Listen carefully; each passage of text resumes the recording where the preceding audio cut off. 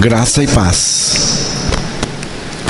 Vamos continuar nossas meditações na carta do apóstolo Paulo aos Romanos, capítulo 16, versículos 17 ao 20.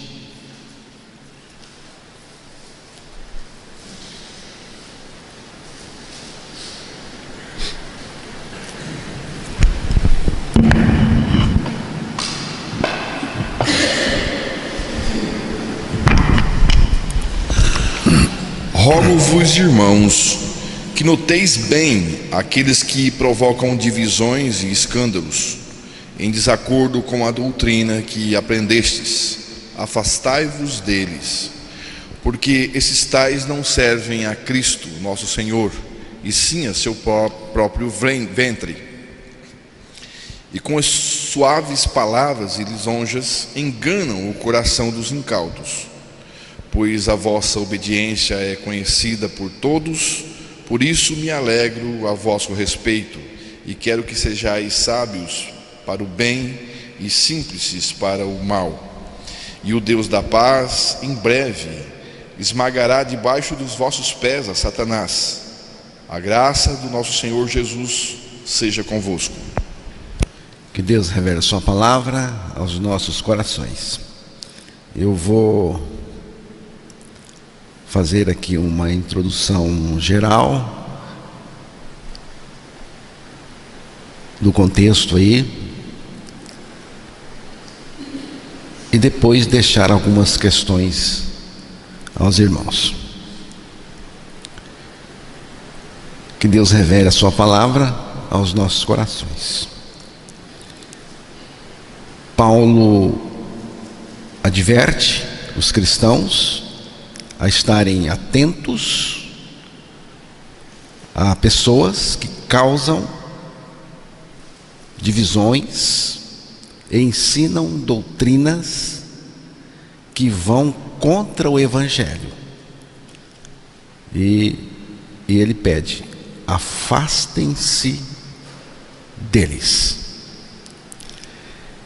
Esses ensinos devem ser evitados. Ensinos que vão contra o Evangelho devem ser evitados.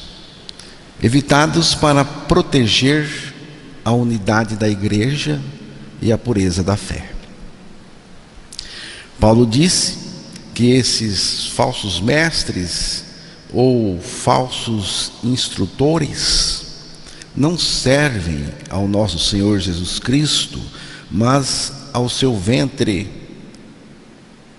ou seja, a si mesmos, e com suaves palavras de lisonjas enganam os corações dos incautos.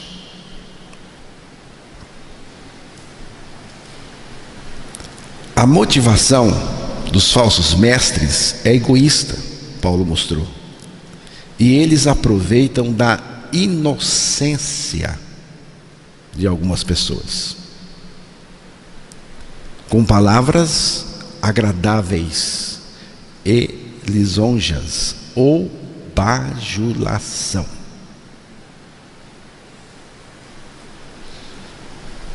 Alguém chega para o outro e diz assim: irmão, você é uma bênção aqui, viu? Você é uma bênção, a gente vê que você é prestativo, já está te bajulando. Você é o cara que a gente pode encostar para pedir opinião, você é a pessoa que a gente vê que pode contar com você. Ó, vou te contar aqui, mas fica entre nós dois, tá bom? Lá na igreja tem um cara, tem uma cara, olha, está acontecendo isso, e o que você acha? É assim o falso mestre. Primeiro ele usa palavras bem gostosas, depois ele pega o bobo, o tonto. Não sou eu que estou chamando, não. Paulo chamou de incauto. Chamou de incauto. Sabe o que é um incauto? Sabe quem é, irmão? É um inocente que qualquer um engana com palavras. Aí precisa ter alguém que chegue e rasga o verbo Ah, mas eu não gostei. Não gostou? Não gostou de ouvir, não é? Então já prume. É o que Paulo está colocando aqui. Estava acontecendo lá. Bajulação, que é a linguagem dessa gente que Paulo fala, é terrível. É terrível. Bajulação é terrível em qualquer campo, não só na política. Se bajulação é de pastor ou de crente, aí a coisa é muito mais nociva ainda. Salmo 12, verso 2.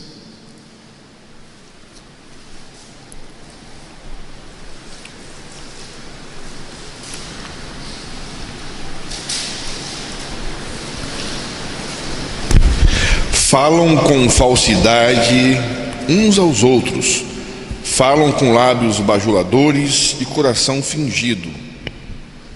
Ó, cada um fala com falsidade. Está falando dessa gente, ao seu próximo. Falam com lábios lisonjeiros, e a minha versão diz, e coração dobrado, ou seja, com segundas intenções. Os lábios do bajulador têm coração dobrado e fala com segundas intenções. O que você tem que fazer? Faça o que Paulo falou. Por favor, faça o que Paulo falou. O que ele falou? Fuja depressa dessa gente. Sai de perto dessas pessoas. Esses indivíduos não servem a Cristo, mas aos interesses próprios. Eles usam discursos persuasivos para enganar aqueles que são menos experientes ou firmes na fé. Paulo também elogia a obediência dos cristãos de Roma e os encoraja a buscar sabedoria no que é bom e evitar o mal com sabedoria, e também permanecer firmes, discernindo o que é correto, o que está de acordo com a palavra de Deus. Paulo lembra que a vitória contra o mal é garantida por Deus. Satanás foi derrotado na morte de Cristo na cruz do Calvário, como uma serpente ineficaz, com a cabeça esmagada, mas ainda por algum tempo mexe o rabo, enganando e dominando os desavisados. Enganar é o grande empenho de Satanás. Ele é o enganador do mundo. Ele seduz o mundo. Embora Satanás tenha sido derrotado, ele ainda exerce um impacto, uma força, uma pressão e também uma impressão sobre o mundo até o fim dos tempos, quando será totalmente destruído. Portanto, o versículo de Romanos 16, 20 aponta para a consumação final dessa derrota, um futuro onde Satanás será totalmente colocado fora do jogo, aniquilado, e onde o mal será erradicado para sempre. A promessa de que Satanás será esmagado debaixo dos pés de vocês, disse o apóstolo Paulo, mostra a nossa identificação que temos com Cristo. Estamos nele e ele está em nós. A vitória de Cristo é a nossa vitória, na derrota de Satanás. Isso se refere ao fato de que a igreja, como corpo de Cristo, no momento, já exerce autoridade sobre as forças do mal, especialmente quando se mantém fiel à palavra de Deus. O esmagar de Satanás sob os pés da igreja de Cristo pode ser interpretado também como a vitória da igreja, à medida que os cristãos portadores da vida de Cristo, do próprio Cristo, com o poder do Espírito Santo, enfrentam tentações e as obras de Satanás e saem vencedores. A igreja, na verdade, manifesta a autoridade e o poder de Cristo, participando da vitória já conquistada por Ele na cruz do Calvário. O título de Deus da paz não é por acaso, e para mim se refere ao Senhor Jesus Cristo. A paz de Deus não é apenas tranquilidade emocional ou espiritual, mas também uma paz cósmica, que importa na restauração total e na erradicação do mal. O esmagar de Satanás, irmãos, simboliza o triunfo final de Deus sobre todas as forças do mal, trazendo a verdadeira paz para o mundo. Então, Jesus é o Deus da paz. Paulo reconhece que os falsos mestres podem surgir até mesmo dentro da igreja, introduzindo divisões, ensinos contrários à doutrina apostólica, ao Evangelho, à doutrina de Cristo. E qual é a exortação? A exortação é: desviai-vos deles. Isso enfatiza a importância de proteger a comunidade cristã de tais pessoas. Essas pessoas têm que ser confrontadas com a palavra de Deus. Paulo encoraja o crente a ser maduro espiritualmente. Maduro. O tempo já se passou e temos que crescer. Então, Paulo, ele encoraja o crente a ser maduro espiritualmente, sabendo discernir, ser vigilante em relação ao que está se ouvindo e aprender com o Senhor, com a palavra de Deus. Devemos proteger a comunidade cristã, evitando divisões e focando em construir uns aos outros na fé. Então agora quero deixar algumas questões com os irmãos.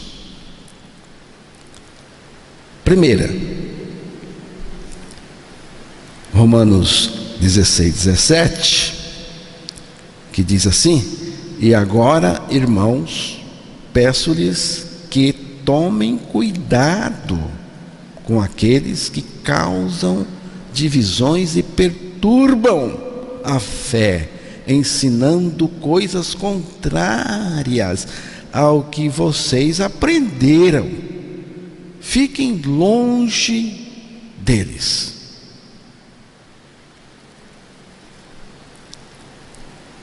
Então, tinha gente lá mal intencionada, senão Paulo não teria dito isso, em relação à mensagem que Paulo estava pregando e que tinha pregado àqueles irmãos.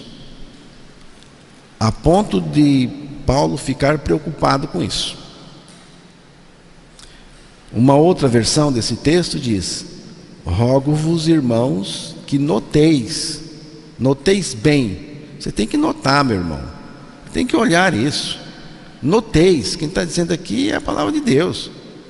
Noteis bem, e não é só um notar qualquer, não.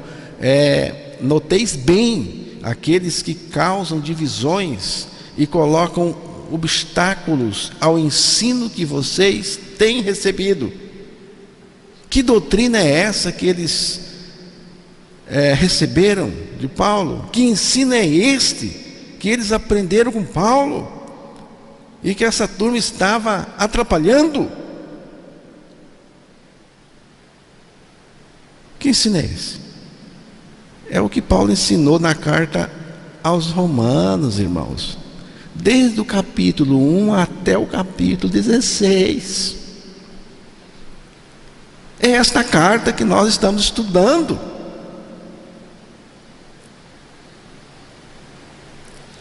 Tanta coisa boa, tanta coisa boa. Mas eu vou resumir o ensino de Paulo que os irmãos receberam e aprenderam nesta carta aos Romanos. Eu vou resumir aqui: a morte e a ressurreição de Jesus Cristo, e a nossa morte e ressurreição juntamente com Cristo. E o resultado é libertação real do pecado e Cristo vivendo a sua vida em nós.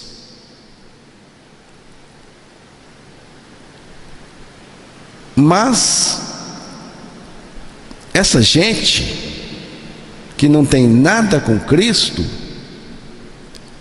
que tentam colocar obstáculos ao evangelho que Paulo pregou, essa gente estava ali. Evangelho, o que é evangelho? O evangelho tem tudo a ver com a morte e ressurreição de Cristo, e nossa morte e ressurreição com Cristo nele, como a única maneira de sermos salvos, e Cristo vir viver em nós sua vida justa, santa, eterna e salvadora. Então, podemos dizer que a união com Cristo em sua morte e ressurreição é um dos ensinamentos centrais da carta aos Romanos, especialmente no que diz respeito à salvação e a nova vida em Cristo. Essa união é o coração do evangelho. Essa nossa união com Cristo é o coração do evangelho que Paulo apresenta, pois conecta a obra redentora de Jesus com a transformação espiritual dos crentes. União com Cristo, irmãos, é a base da salvação. Paulo ensina que os crentes estão espiritualmente unidos a Cristo em sua morte e ressurreição. Estamos unidos. E aqui temos uma doutrina central. Agora, pois, já nenhuma condenação há para os que estão em Cristo Jesus. Romanos 8:1. Então, aqui temos uma centralidade em Cristo, na pessoa dele, porque os que estão em Cristo, ele é a centralidade. A centralidade da união com Cristo no Evangelho de Paulo, união com Cristo em sua morte e ressurreição, permeia toda a carta aos Romanos e é o fundamento de outras doutrinas que Paulo aborda, como a justificação.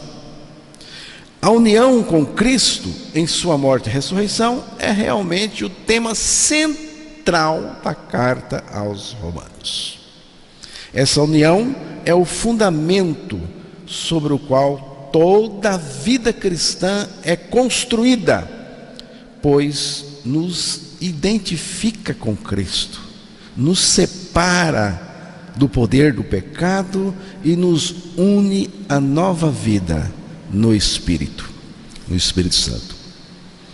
Portanto, para Paulo, o Evangelho não é apenas uma mensagem de salvação, mas um chamado que o crente viva em íntima comunhão com Cristo, experimentando sua morte e ressurreição diariamente.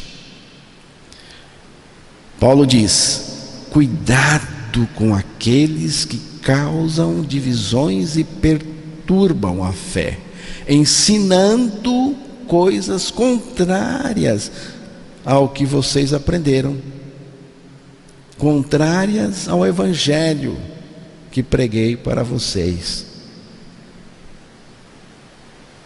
Fiquem longe deles. Essa turma que não experimenta a morte com Cristo na cruz, estava lá tentando bagunçar o coreto dos irmãos. A expressão bagunçar o coreto, os mais novos não sabem o que é um coreto, é uma frase popular que significa causar confusão, desorganizar uma situação, perturbar a ordem estabelecida, causar transtornos, afetando a tranquilidade e o andamento normal das coisas. Era o que essa turma estava fazendo lá. Segunda questão. Irmãos, peço que notem bem aqueles que provocam divisões e escândalos em desacordo com a doutrina que vocês aprenderam. Afastem-se deles. O que tem que fazer com essa gente? O que tem que fazer com essa gente? E que é muita gente. É muita gente. Primeira coisa que você tem que fazer com esse pessoal que está pregando coisas que vão contra o Evangelho, a doutrina de Cristo, a obra de Cristo na cruz do Calvário, e como eu disse, é muita gente. O que tem que fazer? Primeiro, notem bem. Notem bem. Você tem inteligência, você tem o Espírito Santo, peça sabedoria, avalie, note bem. Aqui é para discernir essa gente. Note bem essa turma. Irmãos, precisamos discernir a hora que estamos vivendo. Precisamos ler bem os acontecimentos à luz das Escrituras. Se você não fizer isso, você vai comprar gato por lebre. Se você não fizer o que Paulo está pedindo aqui, você vai comprar gato por lebre. A palavra divisão que aparece aí é importante ser entendida. O que é a divisão aí? É separar a pessoa de Cristo, do Evangelho. É divisão. Porque às vezes achamos que divisão é apenas ter um grupo de 10, separa 5 para um lado, 5 para o outro, dividiu. Não, aqui a coisa é mais profunda. Aqui é apartar, dividir, afastar as pessoas de Cristo, da mensagem do Evangelho.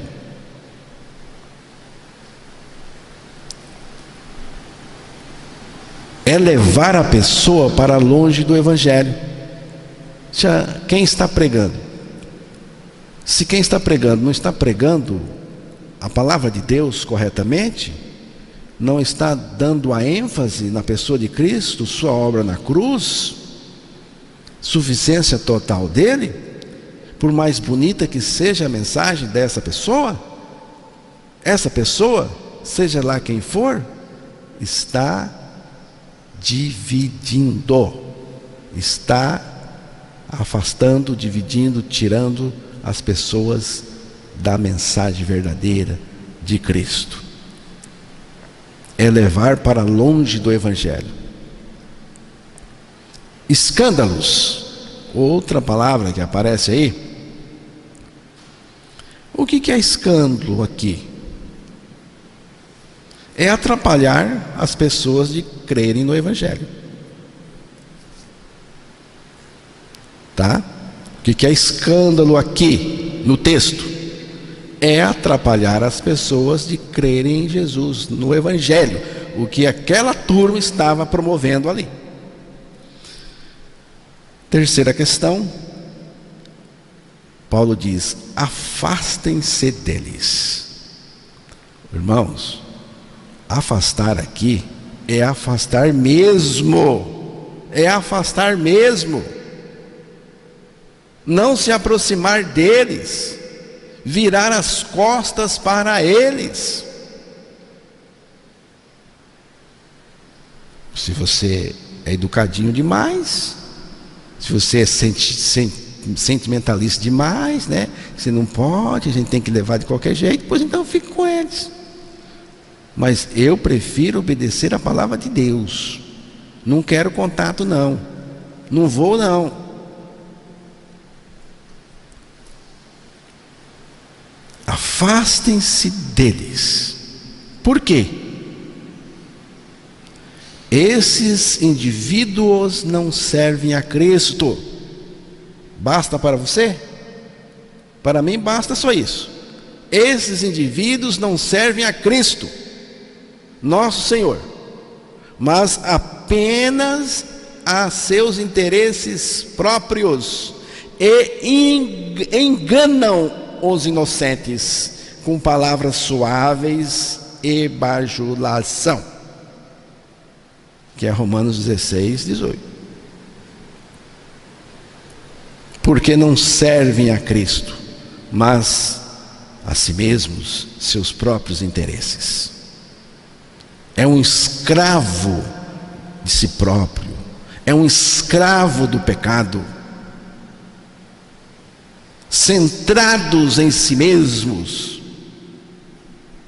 porque não estão crendo na centralidade de Cristo, onde nós todos fomos colocados. Por isso é em Cristo, a maneira de Deus trabalhar. A conversa dessa gente é totalmente centralizada no homem, nas necessidades periféricas e nas espirituais, e não nas espirituais profundas. A conversa dessa gente é totalmente centralizada no homem, nas necessidades periféricas, e não nas coisas espirituais profundas. São enganadores, como serpente à beira do caminho, dá o bote nos descuidados, incautos, inocentes, com palavras suaves e bajulação. A onça, Valdir, pega o último porco, né? Porque se ela atacar o primeiro, que está atento, o grupo dispersa. Mas o último que vem descuidado, ficou para trás, né? O grupo está na frente, ele ficou aqui embaçando por aqui, a onça pega ele. não seja incauto, não seja descuidado. Estude a palavra, estude com algum outro irmão, ore, desenvolva. Ele pede mais uma vez discernimento. Mas todos sabem que vocês são obedientes ao Senhor, o que muito me alegra. Quero que sejam sábios quanto ao fazer o bem e permaneçam inocentes de todo mal.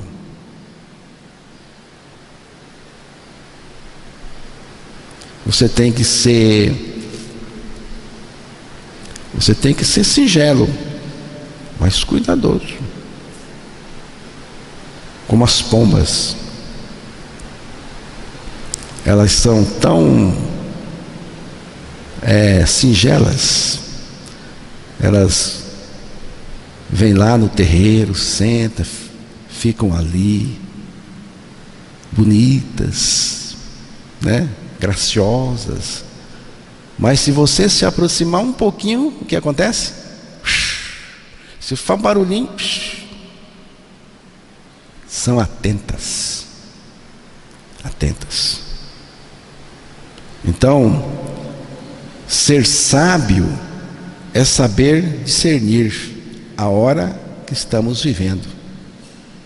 Sabedoria é como você vai passar por tudo isso sem sair do prumo de Deus para a sua vida.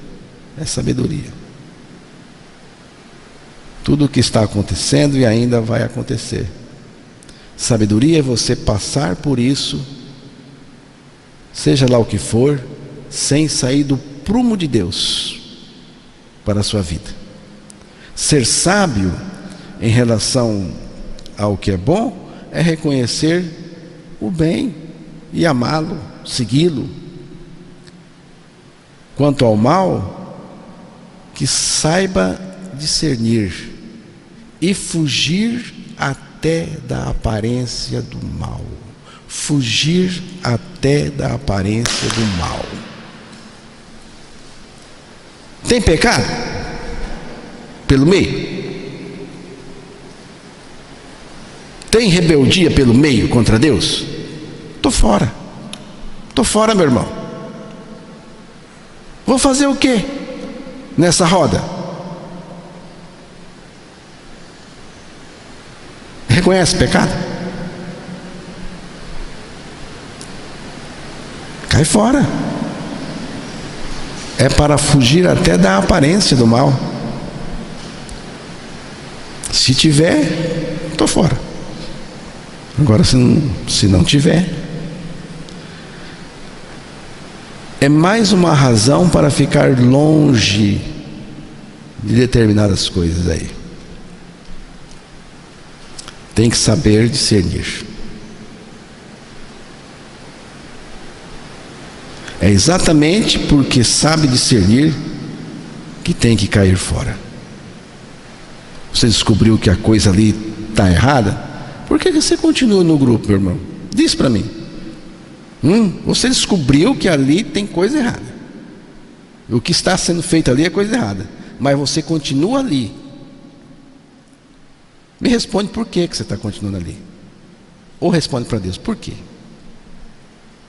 Se você descobriu a coisa errada, ou você fala, ou você cai fora. Quarta questão. Paulo detecta,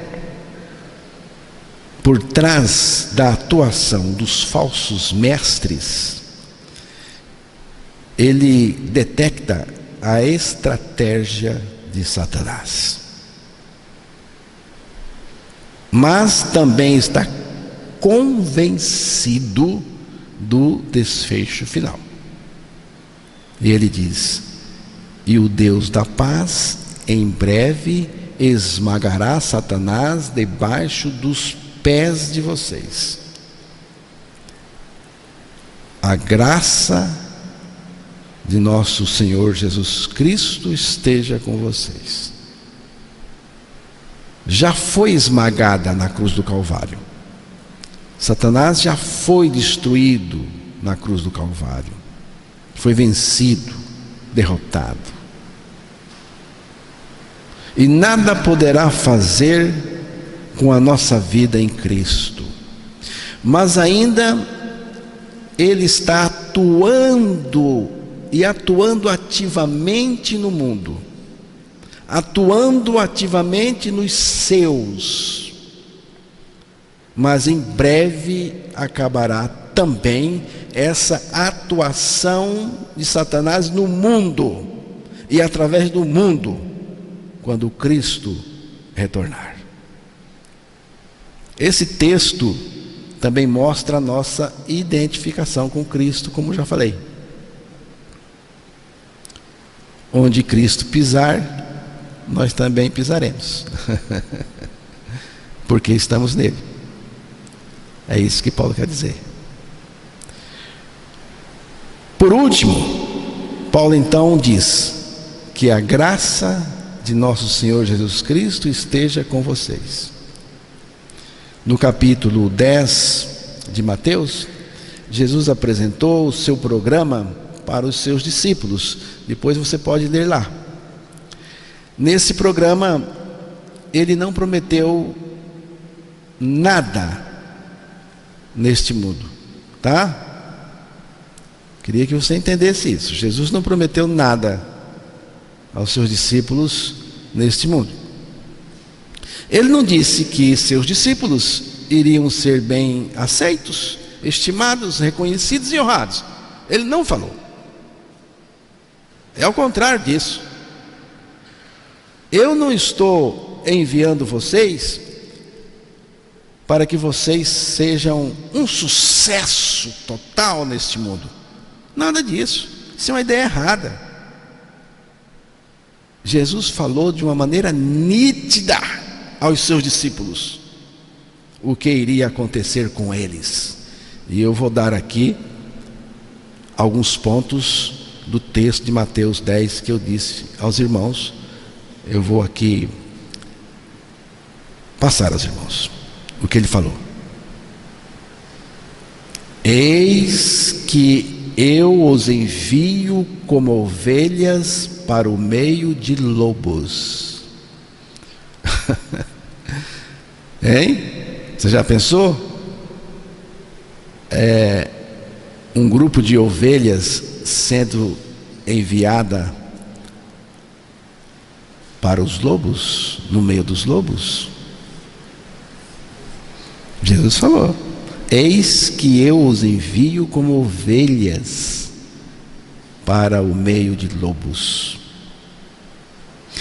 Tenham cuidado com os homens, porque eles os entregarão aos tribunais e os açoitarão nas suas sinagogas. Sinagogas, lugar onde deveria pregar a palavra, reinar o amor. Mas os filhos de Deus ali correm perigo também.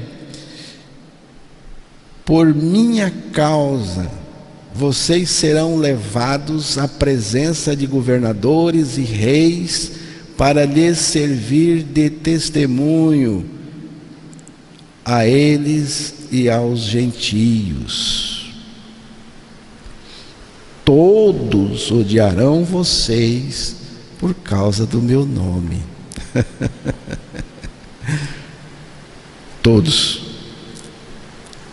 Eu sei que a discriminação e esse ódio, sei lá o que, contra os indígenas, contra negros e outros grupos, é muito forte, mas contra os cristãos, que podem vir de qualquer grupo desse, é ainda pior, porque aqui diz: todos odiarão vocês por causa do meu nome, por causa de Jesus.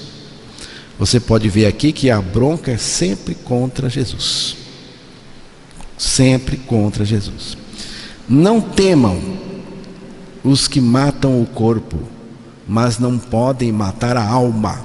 Pelo contrário, temam aquele que pode fazer perecer no inferno tanto a alma como o corpo. Esse é Deus que precisa ser temido. Não se vendem 2 pardais por uma moedinha. Entretanto, nenhum deles cairá no chão sem o consentimento do Pai de vocês. Interessante que pardal nesse tempo aqui se vendia bem baratinho por uma moedinha. Agora, se você quiser comprar pardais por moedinhas, fala comigo que eu vou pegar e levar para você. Vou levar muitos pardais. Hoje ninguém paga nem a moedinha por pardal. Se você quiser pagar, eu vou levar. Pode ter um lugar lá, porque eu vou levar muitos pardais para você. Então, não se vendem 2 pardais por uma moedinha. Entretanto, nenhum deles cairá no chão sem o consentimento do Pai de vocês. E quanto a vocês, até os cabelos da cabeça de vocês estão todos contados. Portanto, não temam, vocês valem bem mais do que muitos pardais. Depois de ouvir todas essas palavras do Senhor, você o seguiria? Você o seguiria? Não há garantia de vida. Jesus não deu garantia de vida. Ele não nos deu essa garantia. Ele nos deu garantia de vida eterna. Essa Ele deu.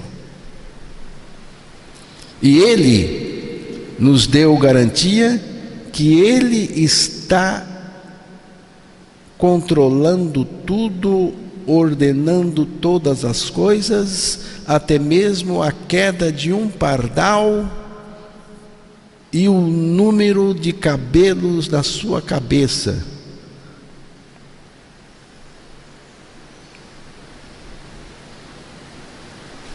Então eu pergunto, o que nós temos a temer? Satanás? Não. Os demônios? Não. O mundo? Não. O anticristo? Não. A nova ordem mundial que está por aí chegando, se formando? Não. Não. Porque o anticristo vai ter que ter uma nova ordem mundial. E o mundo já está se configurando. Ainda a profecia não está sendo cumprida, creio eu. Mas no futuro será. Pouco depois, eu vou passar isso aqui, porque eu achei isso aqui interessante, irmãos. Pouco depois da série Jornada nas Estrelas, de 1965, seus personagens já tinham 7 previsões tecnológicas que se concretizaram depois. É só você assistir a série antiga. O telefone celular. Na série aparece um cara com um negócio na mão, conversando. 65. O computador pessoal. Aparece a ideia. O iPad. Aparece a ideia. A tomografia ressonância, né? Aparece também. O GPS. As memórias de USB, a TV, essa bonitinha, estreitinha que nós temos hoje. Aí a pergunta fica: será que tudo o que foi criado até hoje pela tecnologia já nos foi apresentado? Ou será que tem muitas coisas que criaram e não nos apresentaram ainda, porque ainda não é a hora de apresentar. Nós crescemos com um conceito que as coisas foram criadas para o nosso bem-estar. Mas, em última análise, não é bem isso. Essas coisas não têm a finalidade específica do nosso bem-estar. O celular, vamos pegar aqui o celular. A questão das torres espalhadas por toda parte do mundo não seria para nos vigiar posteriormente? Que já até pode acontecer. Para nos rastrear, para saber onde estamos. Existem vários compostos e substâncias presentes em alimentos que podem aumentar o risco de câncer. Câncer de mama, pulmão, cérebro, doenças do coração, diabetes e outras doenças graves. Especialistas confirmam isso. Então, essa gente poderosa adoece e mata a população. Além disso, é possível, tá? Eu estou usando a palavra possível, que quando estiverem doentes, eles soltam alguns vírus para matar os debilitados, como aconteceu recentemente. Mas Jesus nos conforta, dizendo: para mim é o que é importante. Não temais o que mata o corpo e não podem matar a alma. Temei antes aquele que pode fazer perecer no inferno tanto a alma como o corpo. Aqueles irmãos conviviam com o perigo. Assim conosco hoje. Mas é um perigo que não devemos temer. Isso não preocupava o apóstolo Paulo. Ele não temia por isso. Mas Paulo ficava preocupado com os enganadores, pregando evangelho falso. Paulo pede 3 coisas para finalizar aqui: vigilância, discernimento, identificação. Ele pede separação, afastamento, distanciamento. E ele admoesta os irmãos para que cresçam em discernimento, em maturidade. E é isso que nós temos que colocar em prática.